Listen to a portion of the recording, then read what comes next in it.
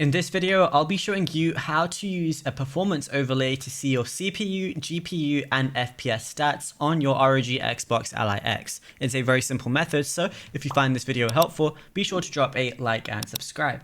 But anyways, getting into it, this could be done on whatever game you're playing and even in the menu. You might also notice on the top right, I already have a performance overlay. So all you got to do is press the command center button on your controller. And then what you got to do is scroll down. Eventually, you're going to see the real-time monitor. Right now, mine is set to minimal. If I press A on it, it's going to change to row, so I can see even more statistics. And if I change to square, it's going to be on the top right where I can see some more things as well, if I don't want it covering like the top of my screen, for example.